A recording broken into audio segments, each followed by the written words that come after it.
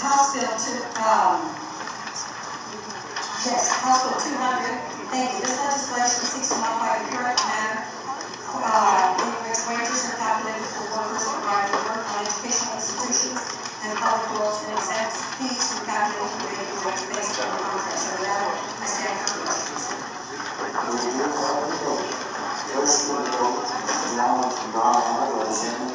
Thank you, Mr. Speaker. Would the gentleman give us one or two questions? Mr. Speaker, I should have. Thank you, Mr. Speaker. Gentlemen, so I want to make sure I understand what this bill is doing. It's right now the state determines the prevailing wage based on collective bargaining, and if I'm correct, this bill would change the responsibility of determining the prevailing wage from the collective bargaining process to the state department that's responsible for this. Mr. Speaker, gentlemen, is that correct? Mr. Speaker, I Okay, in that case, Mr. Speaker, gentlemen, the question we've got is what are the processes that the department then uses to determine these wages? So I mean, right now, Mr. Speaker, gentlemen, it is the job of the departments at the state level to enforce workforce regulations, especially in state contracts. Mr. Speaker, gentlemen, is that correct? Mr. Speaker, So, Mr. Speaker, gentlemen, what are the enforcement mechanisms in the state prevailing wage statute currently? I'm sorry, Mr. Speaker, Yeah, Mr. Speaker, gentlemen, what are the enforcement mechanisms currently that the State Department uses to enforce the prevailing wage statute? Okay, Mr. Speaker, job site inspections and audits. Okay, Mr. Speaker, gentlemen, and then how are projects selected for these investigations? Mr. Speaker, kind gentlemen, the projects are selected at random. And they're selected random and statewide. Okay, Mr. Speaker, gentlemen, and in terms of percentages, what percentage of projects subject to the public works minimum wage acts are actually investigated by the state? You know that? The percentage, there was over 2,000 conducted in 2015. Yeah, Mr. Speaker, gentlemen, there were 2,000 conducted in 2015. Okay. I guess my question, Mr. Speaker, gentlemen, regarding that is that there was an IPR request done by some folks out here in, at least in 2014. And they basically found that in 2014 there were 52 investigations in Lee, Santa Fe, San Juan, Valencia, and Birmingham County. That comes from the IPR request from information that was given by the state. So if there were 52 total investigations, in Birmingham, Valencia, San Juan, Santa Fe, and Lee, where were the other 1,950 or so investigations done? Mr. Speaker, gentlemen, I think we referred to there were 52 audits. Mr. Speaker, gentlemen, so basically, what's the difference between an audit and an investigation? Well, an audit, Mr. Speaker, gentlemen, is they go and they actually inspect to make sure that everything is done. An investigation is when a claim or someone has notified them that something is not correctly done. Okay, Mr. Speaker, gentlemen, so what then are the most common violations encountered by the department investigators when they do their investigations? Underpayment, Mr. Speaker, gentlemen, underpayment of wages.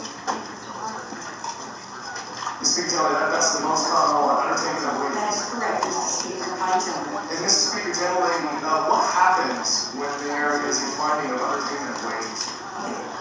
Okay, Mr. Speaker, gentlemen, they collect the money and it goes to the worker. The public works violation, there was 80, in 2014 there was 80, and in 2015 there were 88 violations. Okay, Mr. Speaker, gentlemen, so in terms of those, how many fines and penalties the department assess for those workers? The penalties, okay, in 2014 was 93,600 and something, and in 2015, 108,250. And Mr. Speaker, gentlemen, you have the documentation for that? Okay, because Mr. Speaker, gentlemen, I have some cases here that we found. Are you aware, for instance, Mr. Speaker, gentlemen, in the case of Diversified Interiors? This is Gatto Elementary School. There's an addition there in the county.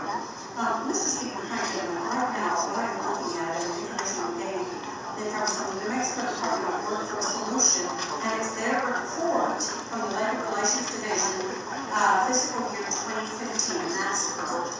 Okay, Mr. Speaker, and I understand that's what you're trying to say. I'm just saying there are some conflicting reports that have been found. For instance, as I'm pointing out, there was an IPRA request done for some of these investigations that the Department of Workforce Solutions is going. Let me just give you some examples. So, for instance, in this one that I'm talking about, for example, elementary school over in Lee County with diversified interiors, the department's investigator actually found that there were numerous violations. There was about $7,200 in back wages and benefits for 6 workers, about $1,200 a worker. Mr. Speaker, generally, I have the Department investigators report right here. The problem with that is that while the wages were covered, there were no penalties assessed to the company involved. And I've got it highlighted right here. Matthew Montoya, penalties waived. Jose Olivares, penalties waived. Carlos Jimenez, penalties waived. Richard Doran, penalties waived. Jay Cobb, penalties waived. John Skaggs, penalties waived. I mean, every single penalty that should have been assessed in this report was waived by the department. This is generally I know right here. Sandia Mechanical. And this was a group that was working on the Plaza Maya project over in Albuquerque. And once again, you had some issues here where the department investigators actually went in. And they found that some employees were misclassified. There were actually no wages recovered. And Mr. Speaker, generally there were no penalties. Once again, all the penalties were waived. Mr. Speaker, generally, I got another one right here. Mine construction. Mr. Speaker. Mr. Speaker, generally, the point of all this is, if these IPRA requests were happening, and we're finding that department investigators were discovering that there were violations, and the department is waiving all of the penalties over and over and over and over and over and over again on these workers. Mr. Speaker, generally, it creates an issue where it makes it hard for me to say vote for your proposal here today, where you're allowing the department to then determine the wages, the prevailing wages of the workers. So, Mr. Speaker, generally, if there's a trust issue here, between Mr. Speaker, generally, there's a trust issue here with the department. If they've been found over and over again to not assess back pay and not assess penalties, even when their own investigators are finding that there's been violations, and that creates an issue. The Speaker General, I got a couple more. So once again, my construction here. This one was going on. Oh, let's see. Yeah, there were actually 2 laborers that were found to have been misclassified, and they were not given that pay, and they were not given their penalties. Mr. Speaker, generally, I got another one. So TRC Construction. This is a wage decision SJ 13-0716A. And there were, let's see, 3 more laborers that were working, and they were misclassified. And once again, there were no penalties assessed. So, Mr. Speaker, generally, it creates some problems for folks in terms of trust. And Mr. Speaker, generally, what I see is probably happening with this bill, even though you didn't really go into it when you were describing it, is that one thing is going to happen. If this bill is passed, wages for New Mexicans will go down. Mr. Speaker, gentlemen, let me say that again. Let's be real clear what we're voting on here. If this bill is passed, especially with the track record of the department enforcing current wage law, or should I say lack thereof of the enforcement of current wage law, there's a real mistrust that this bill will result in anything but wages going down. And Mr. Speaker, generally, I sat up here for an hour and a half yesterday talking about some of the problems with wages in our society. Mr. Speaker, generally, it's actually really funny. Do you know, Mr. Speaker, generally, what the Gini coefficient is? Mr. Speaker, would you repeat that? Mr. Speaker, it's GI, Mr. Speaker, generally GINI. Are you familiar with that? Mr. Speaker, no. Mr. Speaker, generally, the Gini coefficient is a fairly well recognized measurement of income inequality throughout the world. And for every time there's a 1 point increase in the Gini coefficient, there's a 7% increase in the infant mortality rate. Mr. Speaker, generally, that includes the United States of America. Every time there is a 1% increase in the share of income to the poor half of households, it reduces mortality overall by 21 deaths per 100,000. So, Mr. Speaker, generally, when wages go up, infant mortality goes down. When wages go up, less people in the population as a whole die. So, Mr. Speaker, generally, my worry here is that if we're voting on a bill that's going to decrease wages, which, Mr. Speaker, generally, this one looks like it probably will, not only are more people going to die, but you're going to see a statistically significant increase in the infant mortality of kids in the state. And Mr. Speaker, generally, in the state where we're already first in childhood poverty, that worries me. Mr. Speaker, generally, once again, we're talking here, we spent so much time this session talking about crime. And Mr. Speaker, generally, there's a little bit of an irony when we're talking about crime, and yet crimes against workers aren't being prosecuted currently over and over and over and over and over again by the current Department of Workforce Solutions.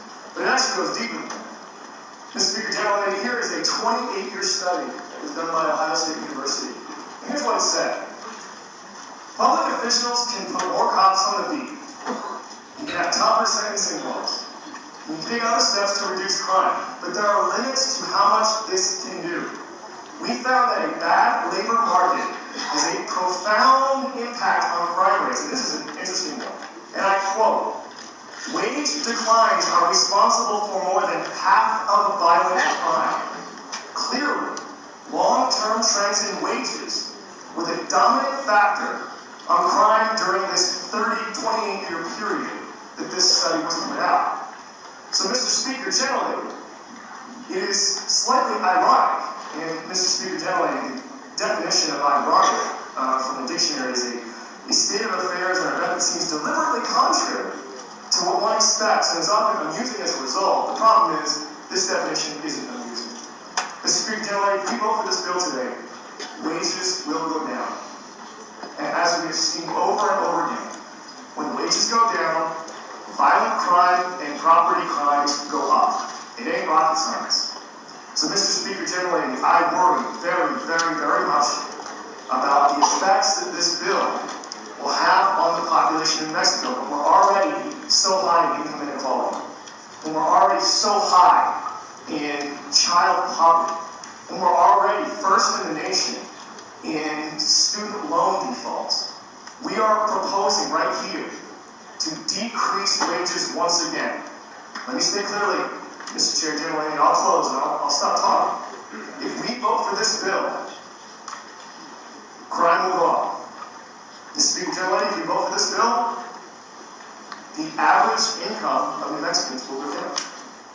Mr. Speaker, generally, I appreciate you bringing this bill forward today, but respectfully, I can't vote for a bill that's going to increase infant mortality, increase the crime rate,